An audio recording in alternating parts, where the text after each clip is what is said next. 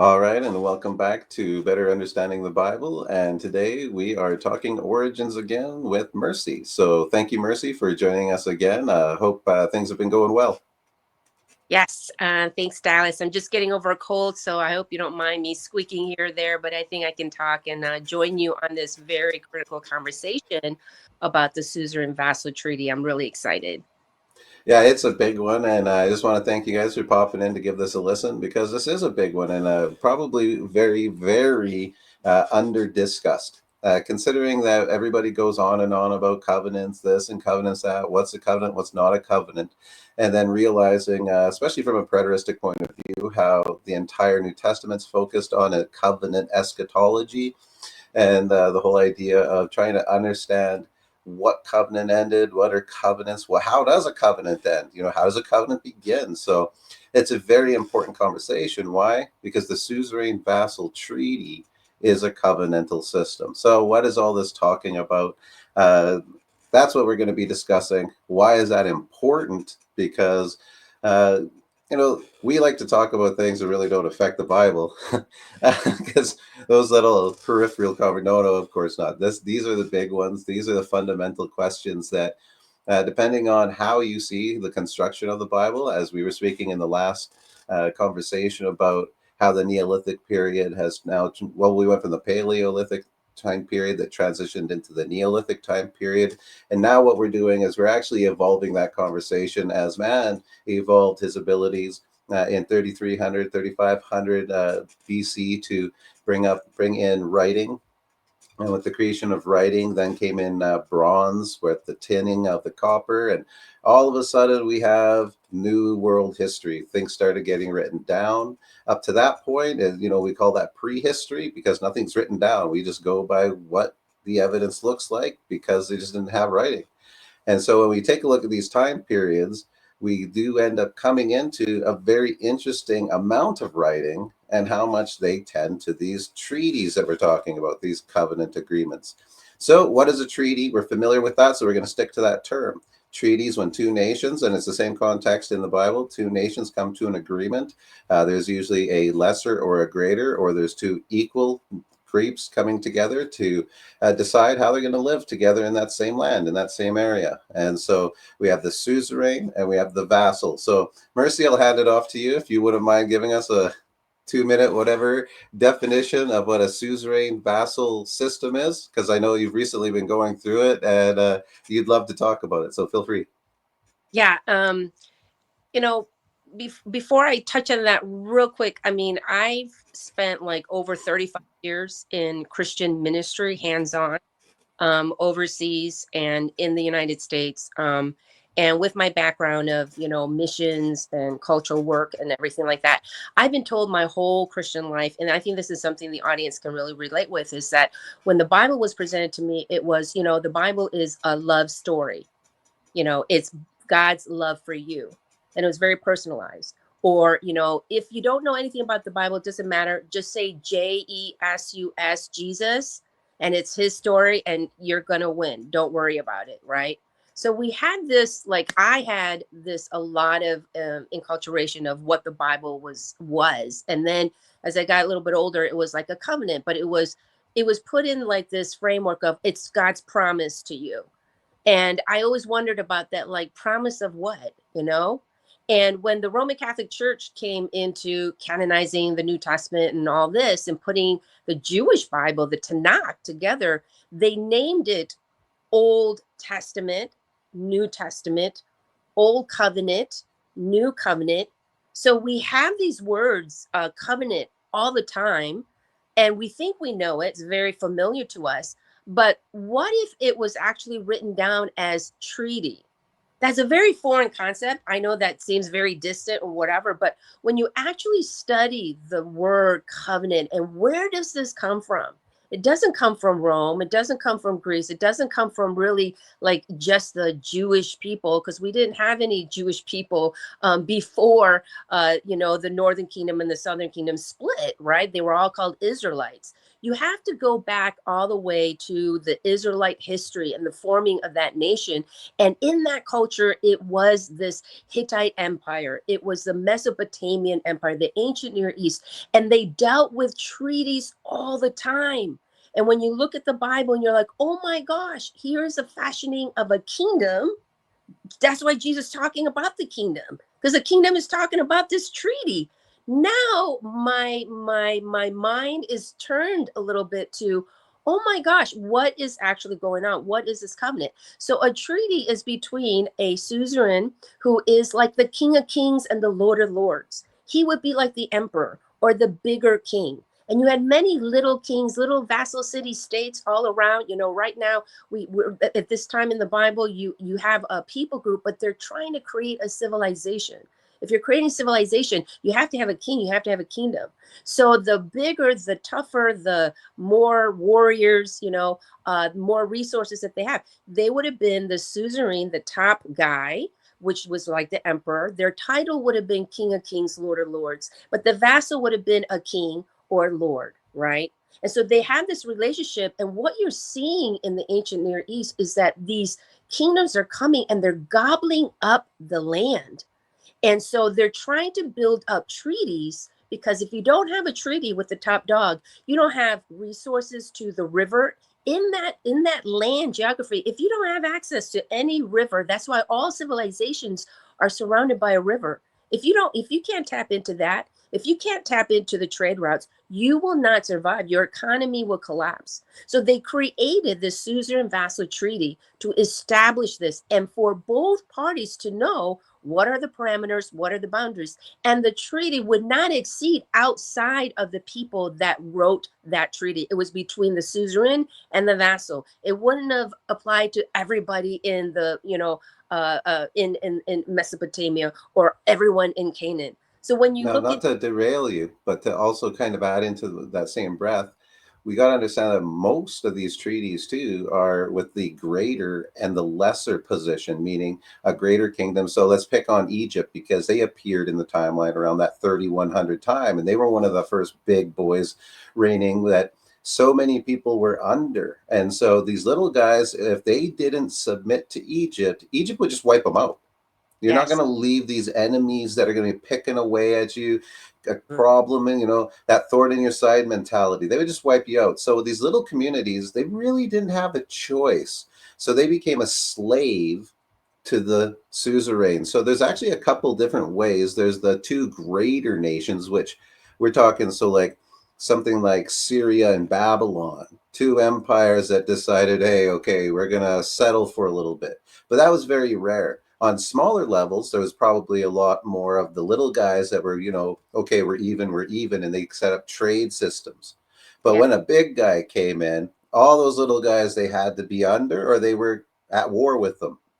So it yes, does create a very powerful dynamic of life. Who are you attached to carries a lot of weight now. And you are attached through that suzerain vassal treaty. Whoever your suzerain is, you're the vassal of, they're either going to protect you or squish you. So mhm. depend now you're in allegiance to them. So not to take away with what you're saying, I just wanted to expand because that picture was so relevant in what you're saying. Yes, and let me just give an example. People are like, okay, well, then this was like, when was this going on? I want to tell the audience this was happening all the way into Genesis.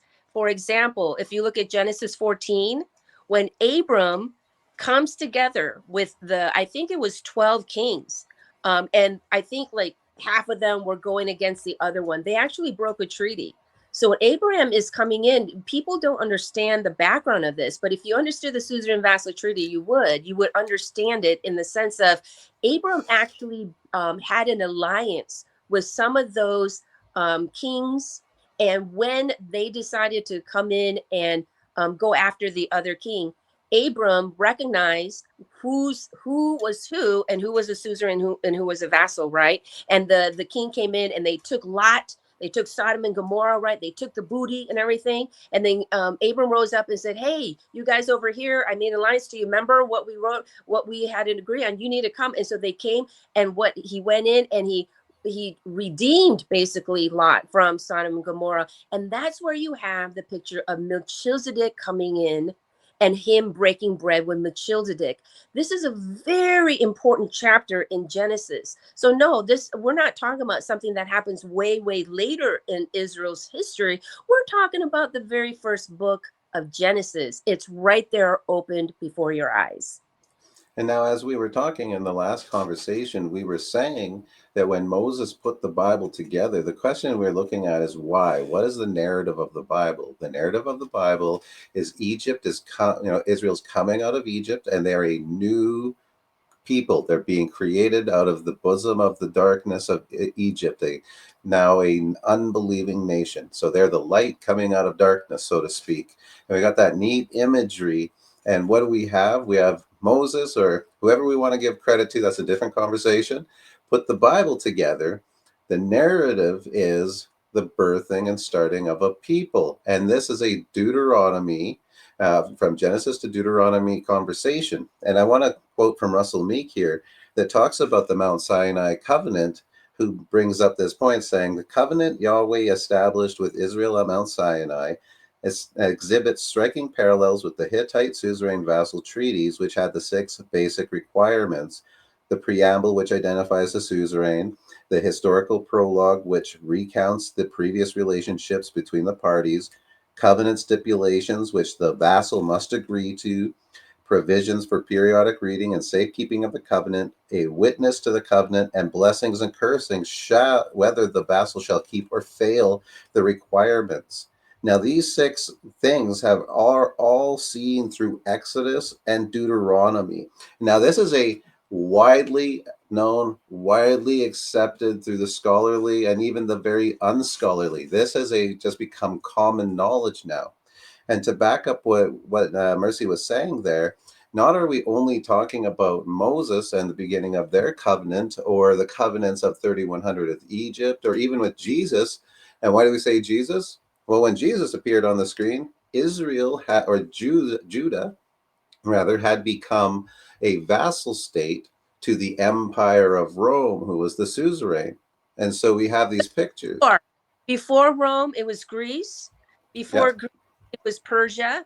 They had just been released from Babylon, right? And so they're very familiar with what is happening with their economy, with their national identity. So this is very much in their mind, but it doesn't just stop there. It goes all the way back, not just to Moses, but to Abraham, and this covenant, this treaty that's continuing to play out in their current lives at that first century time frame. And now we're going to do what we like to do, is have fun with this and argue that this actually goes all the way back to Genesis.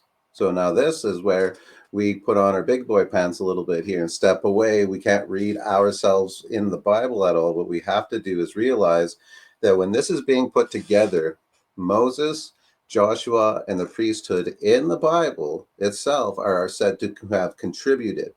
Moses wasn't there writing after he died, but the Bible in the first 5 books, he is present because somebody had to write out those final pieces. Anyway, however you want to say, put it together. Like I said, that's a conversation for a totally different day. But what we do see is, again, the significance is that's the beginning of the people of Israel. Why then did Moses bring up Adam? As we concluded, Israel was claiming hereditary descendants' rights to the first empire, so they would have the right to rule. Well, that's the passing on through hereditary covenant or treaty systems.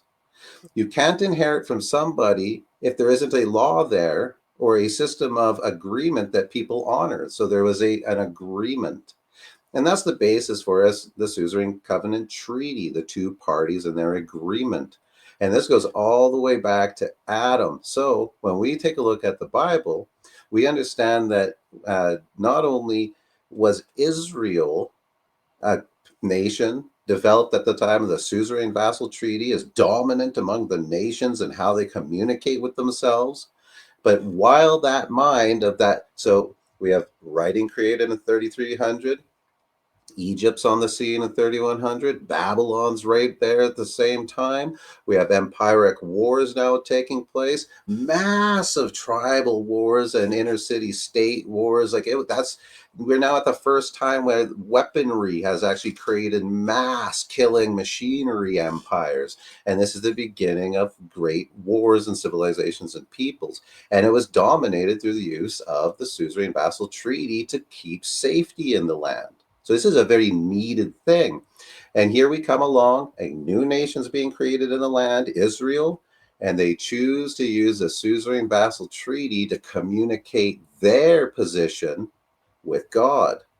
And they claim that they get that right by going all the way back to Adam. In fact, and now this is where we can have a little bit of fun, when we read the preamble is the first part, which identifies the suzerain and the historical prologue that recounts the previous relationship between the parties, we actually see that in Genesis. That's actually where we see the greatness of God being displayed and the beginning of the relationship with Adam, who becomes Abraham, who becomes Israel. So from Adam to Israel, which is Genesis, Exodus, Numbers, Leviticus, and Deuteronomy, because as soon as we hand the book over to Joshua, the Suzerain Vassal Treaty is completed. So we actually have a very interesting system here because we also need to have the covenant stipulations, which we have in Leviticus, Numbers, and Deuteronomy. We need to have the witnesses and how many times the Torah says God has brought the heaven and earth as witness against you today.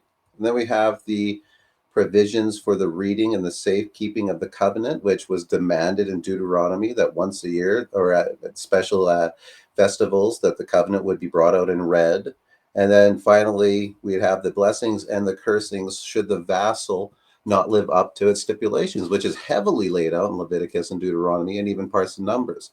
And then finally, which ends it, which is the succession going forward. How is this to play out in future generations? Which in Deuteronomy, we actually see this in 32, the Song of Moses. This is how this will all come to an end. And so we actually see through Genesis with the historical prologue how God came into being, into relationship with Israel.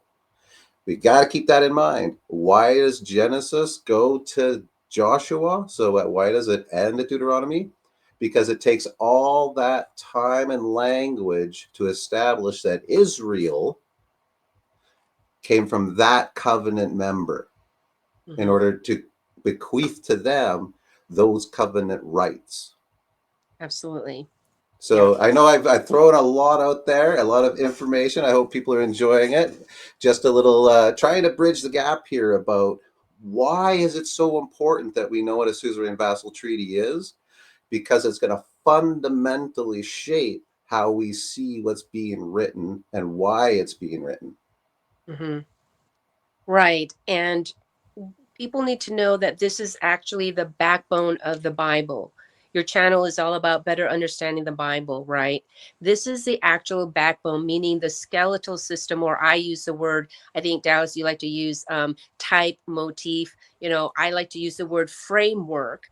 And just for the audience, for them to know, you had George Mendelssohn in the 1950s and Klaus Baltzer that actually started to see this once they received and could have interpreters interpret the cuneiform tablets, which we have over 1 million of. And it took them a while for people to actually, interpret it and understand it. And these two guys recognized that this was, oh my gosh, this is similar to the Bible, right? And so that was the 50s. And then you had Meredith Kline that came in around the 60s and 70s, started to write about this. And, this is scholarly work. And so it takes such a long time for these kinds of really groundbreaking concepts to trickle down to the pastoralship, trickle down to the church congregation, right? It's been so long. And right now we're talking about this. And why we're making this video is to really bridge that gap of, okay, fine, we see this in Exodus, we see this in Deuteronomy, but what does it mean for us today? And there are new people coming in, like you just read Russ Meek, but there's Julian Spriggs, Ralph Wilson, Alice Lindsay. There are people now that are writing about this application of like, okay, do you understand that the Bible, it's more than just a covenant, it's more than just a love story, it's more than just a promise. It's actually dealing with a specific covenantal group that had a treaty, and God was a suzerain. The vassal state was Israel, and there was a royal messenger that came between them to deliver this message. That's why Jesus came as a prophet, right? All of these guys came onto the scene and say, hey, Moses was a prophet, right? To what? To talk about this treaty that had a beginning, and then Jesus closes it because he actually fulfills this treaty. It's a beautiful story, but we get all entangled in all kinds of nonsense that has nothing to do with the Bible because it's so steeped in tradition. And when we want people, and I think your audience, they're ready to hear this. And that's why we're making this video, because it is absolutely the backbone of the Bible. If you don't understand this, then you don't really know what you're reading. Well, and to keep it in its historical position too is very extremely important, because we are talking about something that we do kind of have some information about. Like there are other nations that are growing and developing in the same exact system, maybe at different times, but they're flowing in the same process, almost as if a child is being raised, or it's just the natural progression of how a flower comes out of the ground and blooms and dies. It's just part of this is how it's supposed to be. Society, and like you had said, civilization comes up around rivers. So we do have that all around. And of course, that makes just logical sense. And that's what we're trying to bridge the gap on here, is that logical sense. Of course, there would need to be a water source. If there was no water source, there's no food. And that's just the way it is. So, of course, you need to have a stable water supply. And so we see these things, and then we also have to take into account. So we're moving from the Paleolithic time period into the Neolithic time period, and there's a developmental stage that's going on. Mhm. Now, during this development, we also have other things developing that have never existed before that need to develop, like economy. Like I'm sure there was tribal trading, but there was probably never, uh, you know, too many consequences to the degree of raiding and all that, to the once we get into this Neolithic time period where we get to cities of tens of thousands. So Mhm. we're big transition. And now we're going into a transition where slavery becomes a real issue. When you're running a society that has tens of thousands of peoples and you're part of the slave trade, it's just going to be a big, we just see how it affects everybody.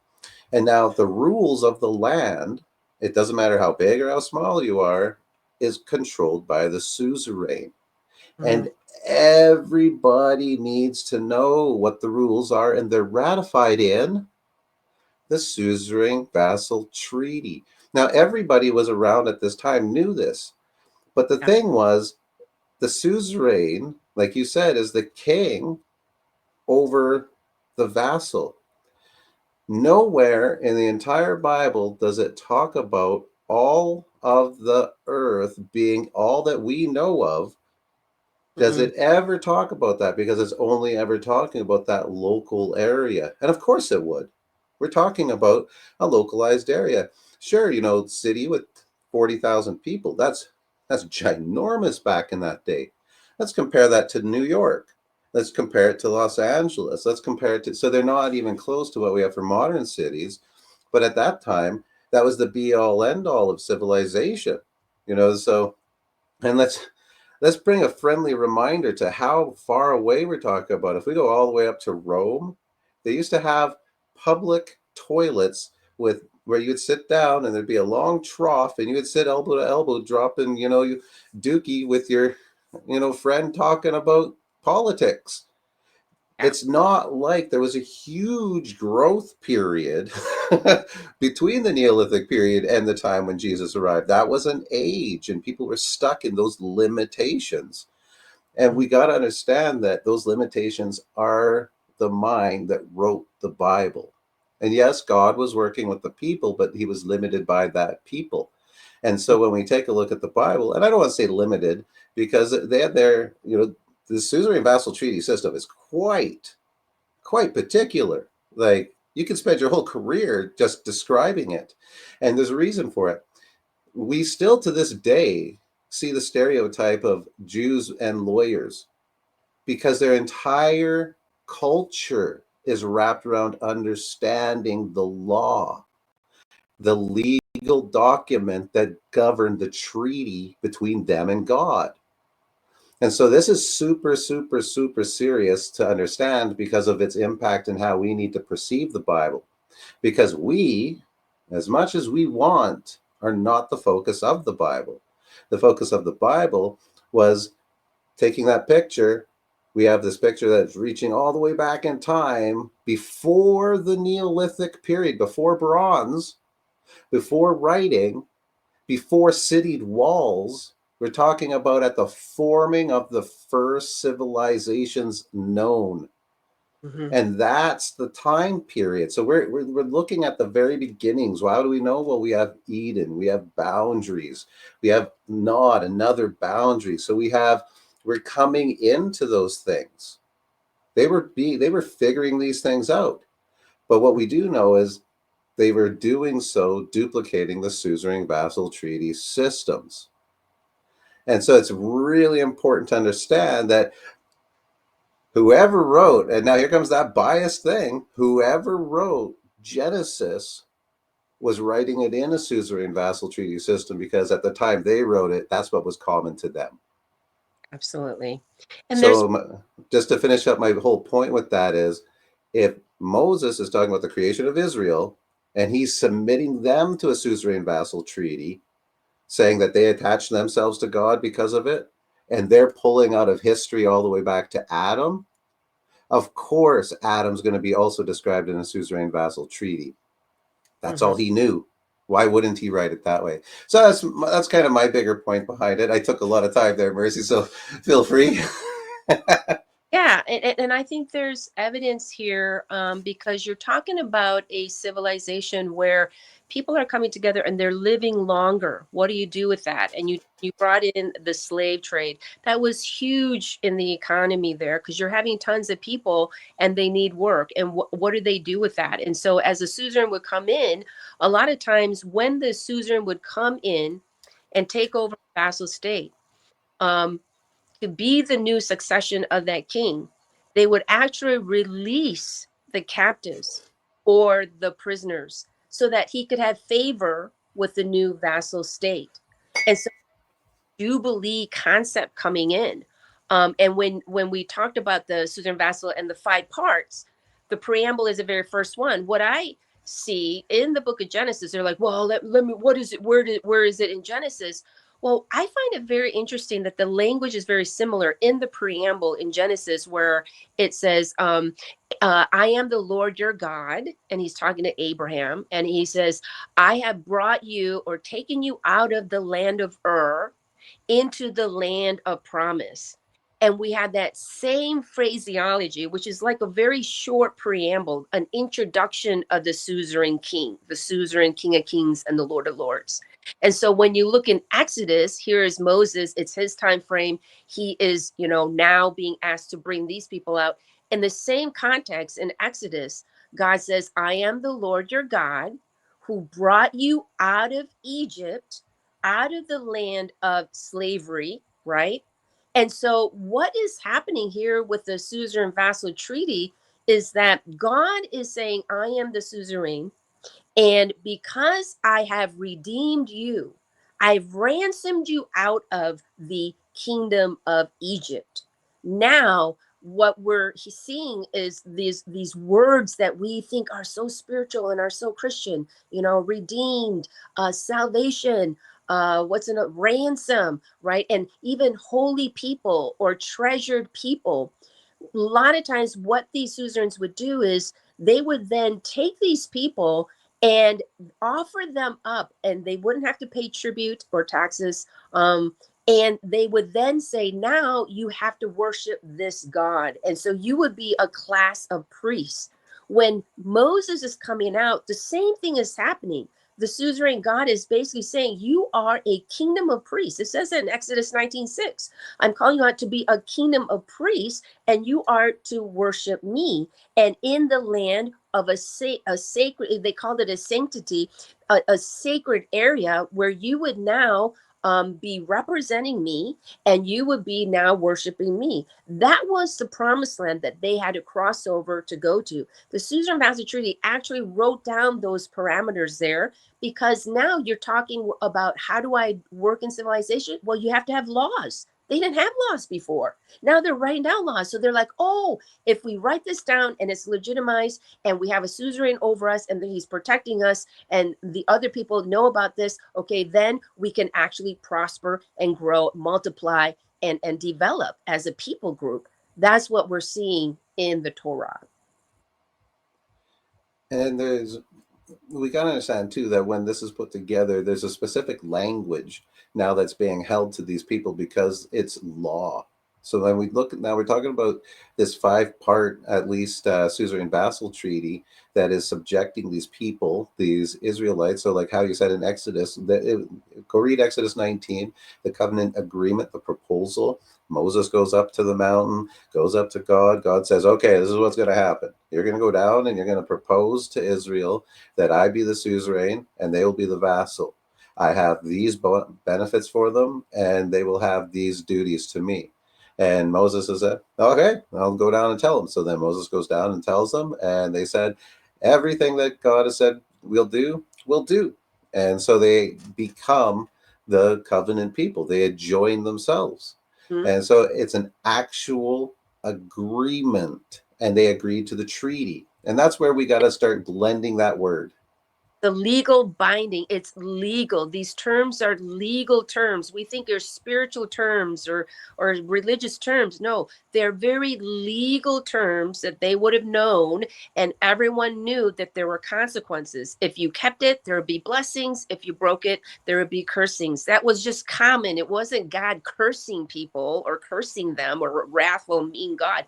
It was just a way of expressing what they knew at that time, because God joins us where we're at. He meets us where we're at, and he uses the elements there to communicate to us his relationship with us. That's basically what God had to do in that time frame. And using the suzerain vassal treaty is a very interesting way of doing it, because for us, we've got to understand that there's a connection between real life. So when they're using the suzerain vassal treaty, that is duplicated also in marriage ceremony and treaty systems as well. And that is to use for also, if we think of it as marriage and adoption. When two people get married, they literally become one new family. They become an entity that existed before. And so that's very big. That's a very big deal. So if you take a big household that has a sway over big parts of land, they have political influence, economic influence, military influence, marrying other people, well, you're joining those lands together and they're becoming the same empire. So who you're marrying and who you're not. Plus, we're talking about the future. If you marry into somebody who's got no lands, how are you going to support your family? And So the the European kingdoms, right? That's why the prince of, or the king of France is marrying into the king of England, right? There, we see this all throughout the history. That's what they're doing, this legal binding contract, and it's talking about the people and the land. It's all interconnected. Absolutely. So these people realize, and now this is what's a big deal, is they're proposing that with this suzerain vassal treaty with God, God's household has now become united with the household of Israel, who at one point God's household was united with Adam, and Israel, being a descendant of Adam, was therefore entitled to inherit that same treaty. So Moses started the Bible by talking about, look, the treaty was set up with Adam, and we'll take a look here in a minute where that's duplicated. And that treaty set up with Adam. Then it goes all the way through Noah, all the way through Abraham until it comes to Israel, where it's being remade. So that same suzerain vassal treaty system is now reestablished. That's a big deal. Why? Because this is the household of God. Like, that's a big deal. And so, like, think about it. If you're who we, most of us are, peasants, unrich, and the most successful of us will never be as rich as the taxes most of the rich pay. So when we take a look at that and say, hey, guess what? I'm marrying into Elon Musk's family. Well, what? I'm gonna have no change? Like, Mhm. come on, I get married into one of the richest people in the world. My entire life's gonna change. What would it be like for your nation's future to marry into the family of gods? That's a real big deal, right? And so we've got to look at it the way they looked at it. Not only is this a legal land treaty that a greater being is now taking care of a lesser being, and the lesser being is devoted to the greater being. No, this is more than just a great nation over a lesser nation. This is now a love relationship between family members. We have a father and we have a son. We have a husband and we have a wife. So, however, whatever motif you want to slap over it, we now have a very serious issue going on. And that's, why adultery is such a big deal in the Bible. And that then actually comes to this. Well, where do we see this duplicated? I love how you snuck that in there, Mercy. So, where does this get duplicated? How can we see the Suzerain Vassal Treaty in Genesis? Well, when we read about that Exodus 19, 7 through 5, where the covenant is agreed upon between Israel through Moses and God, we read in Deuteronomy chapter 30, where this is all being ratified and agreed upon. It says, I call heaven and earth to bear witness against you today. Well, that's one of the stipulations that makes a covenant legalized under the Suzerain Vassal Treaty terms, is to have witnesses. So this is a big reason why we have the statement, I call heaven and earth to witness against you today, that I have set before you life and death, blessing and curse. Therefore, choose life, that you and your offspring shall live, and that you and your seed shall live. Now, this is a big deal. I call heaven and earth to witness against you today. Well, if we go to Genesis chapter 2, we have in verse 4, these are the generations of the heavens and the earth when they were created. Then, in the next few verses, we get the Adam being created. And right after that, we read in verse 9, and God caused out of the ground all that had grown, and God made the spring, made all the plants and every tree that is to spring up and pleasant to the sight for good and food. And the tree of life was in the midst of the garden, and the tree of the knowledge of good and evil. We get a little bit more information about the tree of the knowledge of good and evil in the verse 16, where it says, and the Lord God commanded the man, saying, surely you may eat of every tree of the garden. So they had free and equal access to the garden of life, the tree of good and of life. And then we also see, though, but of the tree of the knowledge of good and evil you shall not eat, for in the day that you shall eat of it you shall surely die. So we have a tree of life and a tree of death. And this is talking about the generations of the heaven and the earth. And what did we read in Deuteronomy? It said, I set today before you the heavens and the earth. Where is it? I call heavens and earth before you. I set before you life and death. That's Genesis 2. He's talking about the creation of the heavens and the earth, and he's setting before them life and death. Deuteronomy says blessing and curse. Well, that's very interesting, because in Genesis 3, it says, well, you've eaten from the tree that I commanded you to not to eat. Cursed is the ground because of it. So when we read in Genesis 2, when God sets the tree of knowledge of good and evil and the knowledge of life, he's setting before them the choice of life and the choice of death, the choice to do what he says or the choice to do what he doesn't say. If they do what he says, they will be blessed. If they don't do what he says, they will be cursed. Those are the stipulations of Deuteronomy, Suzerain Vassal Treaty, and the actual requirement choice necessary in order to make it active. So, what we're reading in Genesis 2 isn't a picture of Adam actively involved in the Suzerain Vassal Treaty between him and his people and God in the exact same way Israel was covenantally treated to God. Mhm. So it's very important to see, because that brings context. Now, hopefully that made sense to you listening, because I didn't throw up scriptures on the screen, but it's exactly parallel, like exactly parallel. So do you have any comments, Mercy, about, because bridging that gap is obviously a very big deal, and that's what we need to do, is we got to see this language is literally duplicated. And I want to add that if you actually study the Hittite treaties, the language that is presented there in Deuteronomy, I've been studying like over like 30 of them. It's the exact same language. The suzerain is talking to the vassal, and it's the exact same language. You will be cursed, da da da da da da da. If not, you will be blessed.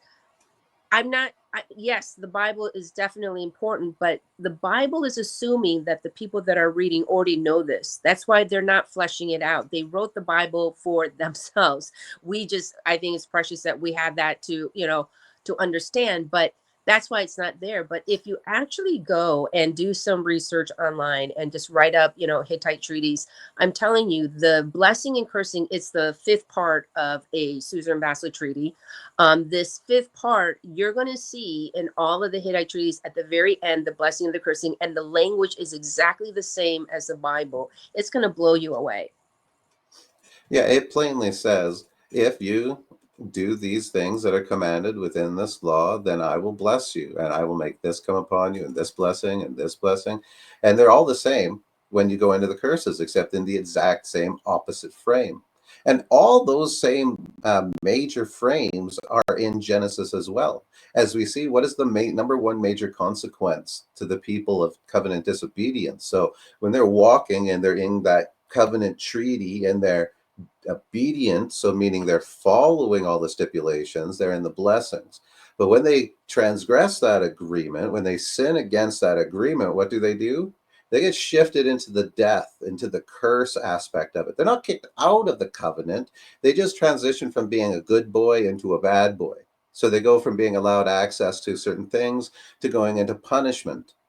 Now, this punishment, the number one thing that affects the people is it's twofold. It's either having another nation come in and taking you into captivity in their land, or holding you captive in your own so you don't reap the benefits of your own land, or you're kicked off the land.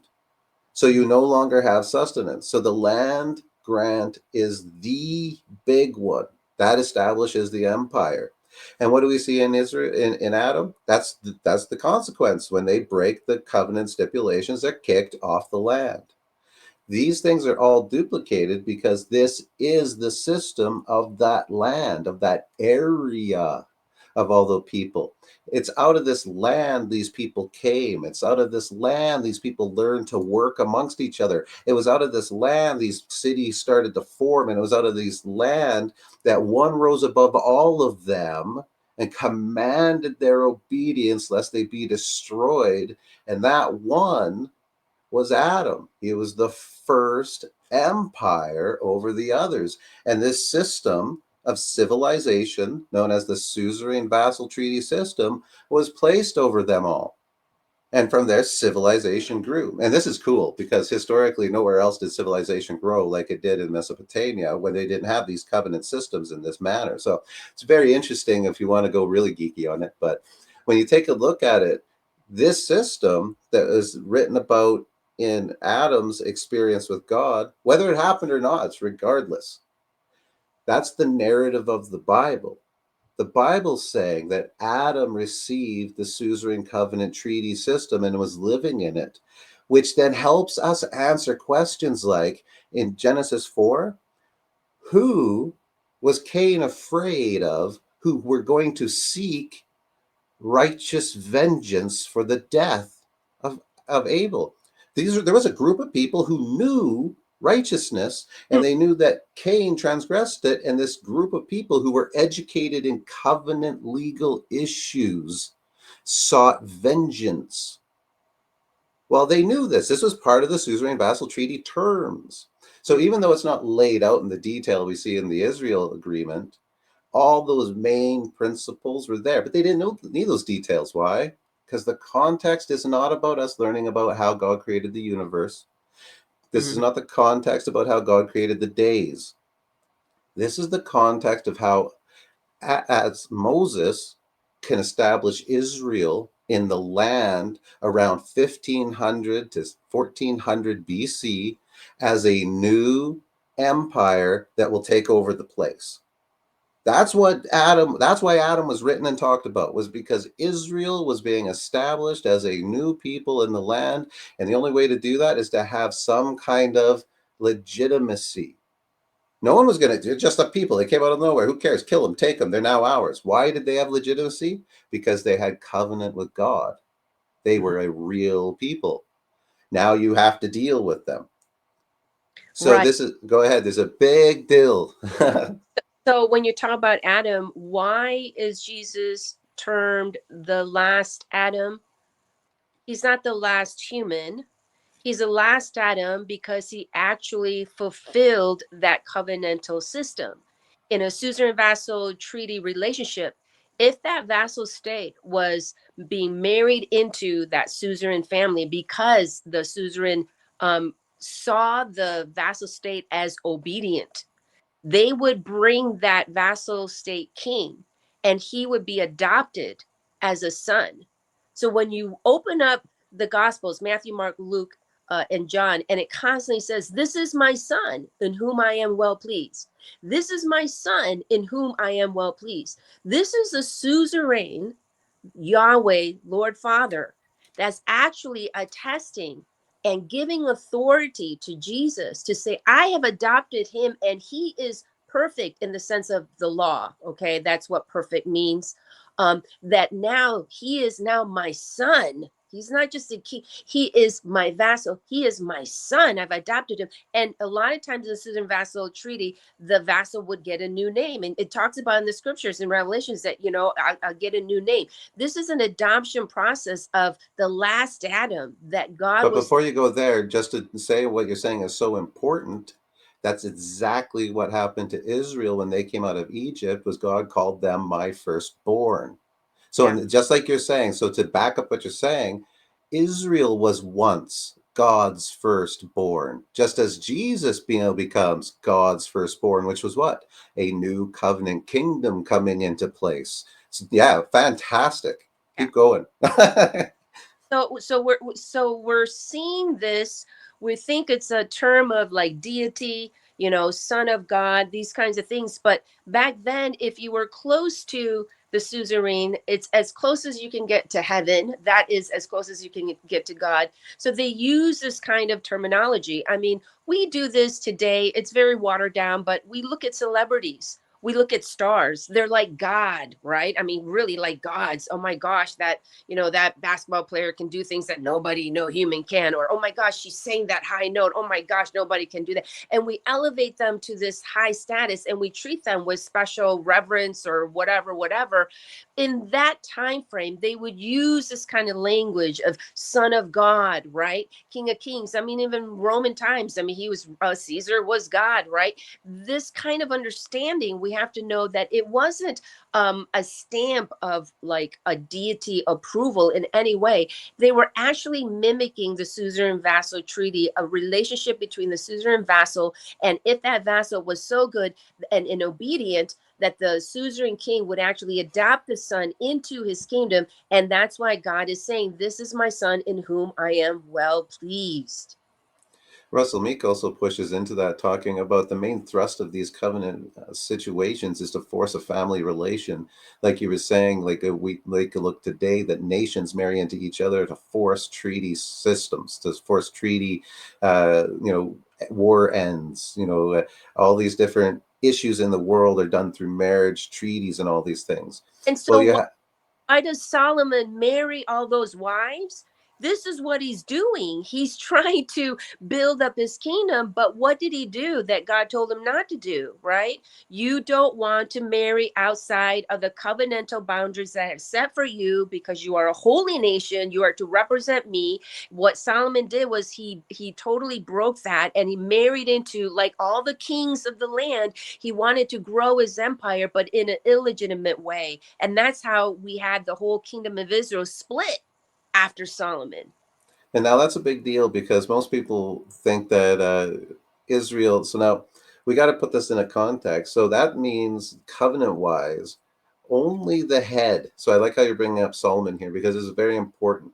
Only the head is subject to this covenant. So that would mean when we look back at Adam, Adam was over the land and the land was subject to Adam. Adam was the one subject to the covenant agreements. So when we take a look at that, why was Solomon disbanded? Why did he lose the kingdom empire role? Because he stopped being good according to the covenant stipulations. So he lost it according to the covenant stipulations. The question is, why is there a head over the land? Like when we take a look at the picture of the first Adam. So to your question about what's the last Adam, when we take a look at what was the first Adam, we have a picture of the land of Mesopotamia, people starting to grow, coming out of the Ice Age, coming into the Paleolithic livelihood, coming into the Neolithic time period. The cities are forming. A greater one raises himself above all the others and establishes an empire. Then what do we have as time starts moving forward? We start from that. So I totally, unfortunately, realize we're going to go way off over time if we go deep into this. So maybe you'll cut off what I wanted because we're already at 50 minutes. We'll take Dang. where I wanted to go. Yeah. But what I do want to stress again here is to pull in that perspective. And maybe I'll just tie this in this way and bring it to, we got to understand that this is the system that the people of the time were used to. So to kind of, before I open up a whole can of worms where I wanted to go, we We're get good. back into Jesus, and what do we see? We see the last Adam, and who's the last Adam? He's the last one under that system of people. He's that last kingdom being established. Now, when we think about, say, it's like I don't want to say anything incorrect about history, so I'm just going to make up a country in the past. And there's a country in the past that came, it had its beginning, and then through wars and great time period at the end of its life, someone came and wiped them out. They had a beginning and they had an end. They had an original person who started as a tribe who got power. However, they grew up, they got mass appeal, and they became a people. And over the course of say 1,200 years, they had an empire. They fell for a couple hundred years, and over time they got picked apart and they disappeared into nothing. They had a beginning and they had an end. They had a first and they had a last. Mhm. It's very hard for people to hear that. But like you said, Adam's not the first human. So when it says the first human, it's not talking about the first human. When it says the last, and Jesus is the last Adam, it's not talking about Jesus is the last human. Obviously, there's been a couple people since him. So we're taking a look at these pictures. What are they talking about? It's that picture of Adam, the first head empire over the land being raised up out of the land over the people. Jesus is being raised up out of the land over the people. So we're seeing that. And what is Jesus doing? He's creating a new covenant kingdom where he's the new suzerain representative. God is the suzerain. Jesus is the new intercessory between him and the church. So we see this, and the reason why I'm ending it on Jesus is because it's the same picture. We have with Adam, we have God being the king, Adam being the intercessor over the people of Eden. We have God being the king over the people of Israel, with the high priest, starting with Moses and all down the chain, being the intercessor over Israel. That whole system came to an end with the last God being the king over the intercessor Jesus over the last people of Israel. So before I shut this all down, and I just want to say that's why this covenant is so important. This treaty language is so important, is because it tells us why it starts, it tells us why it ends, and if we want to really go nerdy, the entire book of Revelation is a suzerain vassal treaty itself that follows that whole thing. So this is just the beginning of a conversation. I want to hand it over to Mercy and give her free reign, whatever you want to throw in there before we sign it off. Because I know that Revelation one, that's kind of words too. Yeah, so I just want to end in this way. That's why Jesus, as the faithful and true son of that vassal system, being that vassal representative at the end, what does he say? That's why he gives the kingdom over to the suzerain. And now we're in the new heaven. for that time, the new heaven and the new earth, when he says all authority in heaven and earth. This was just language that he used, that all authority was given to him because the suzerain was so pleased with the vassal son that he gave him all that authority. But then what does the son do, or the vassal? He gives the kingdom over to the father. And the end. It's a amazing, powerful story. Yeah, and if we can make, and people have a a chronic history of summarizing the Bible in these tiny, tiny little statements. That's one of them.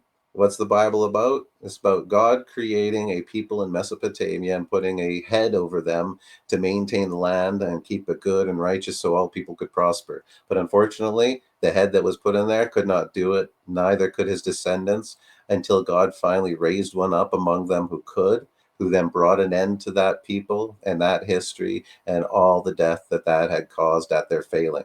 And then at the time of Jesus, and what did he do? He delivered them into a new age, a wonderful age, the age that we're in, an age where we don't have covenantal borders dividing up all the people, where there's women, where there's men, where there's one race or another.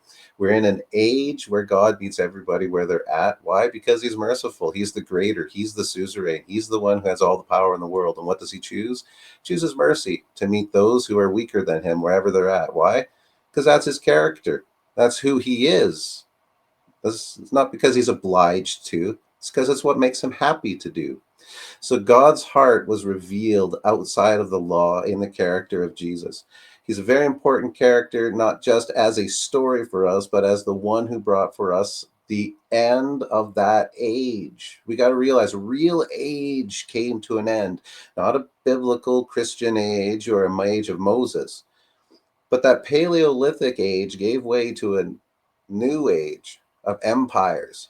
And that age of empires changed drastically in the history of the world when Jesus died, and the whole put your king as God over the people system came to an end. Worldwide, it's drifted away. And yeah. A real thing happened. It might not be the thing that we have come to believe in our religions, but a real thing did happen. But that's because a suzerain vassal treaty between God and a human race came to an end. A real thing did happen, and we need to honor it in that context. So, Merci, I want to thank you so much for joining. Hopefully, a really hot and heated conversation, because I know that this is probably something that doesn't come too easy. We got 2-3 minutes left here. I know. For me, it was pretty easy because with my history, I didn't have church tie-ins. Was it pretty hard for you hearing this being attached to, you look at the New Testament, you look at Moses, you look at Genesis, you're just like, wait a minute, you're telling me this whole thing's about a covenant treaty? Mm-hmm. How did that hit you with because you obviously can speak for a lot of people. You've had a lot of church history. Yeah, I think that if I would have been taught this in Bible school and seminary, and it's so unfortunate that I missed a whole year. Meredith Klein was at Gordon Conwell, and there I was a year later, and we totally bypassed each other. If I would have known this, So the physicist missing the life there. yeah, totally. If I would have been taught that from the get go, oh my gosh, everything would have been so simple. And so I think that this is the thing. It's really the Rosetta Stone. And if we look at the Rosetta Stone, it was actually a suzerain treaty, vassal treaty that was, Really? I didn't know that. I didn't know that. yeah, is, and it's written in 3 different languages. This is how big this is, guys. It was actually a suzerain vassal treaty. Powerful stuff. I love it. It's everything for those people. Why? Today, imagine living without borders. Like, Canada and the States are neighbors, but we're very different people. And I'm sure you ask a lot of Americans, it doesn't matter. You're all Canadians anyway. I'm pretty sure they'd see it a little differently. So, and that's nothing. Imagine living in a time and a day where you know that every one of your neighbors wants to come in and take your water supply. And that's a different time and age. And you relied on these treaties to keep that time and age civil.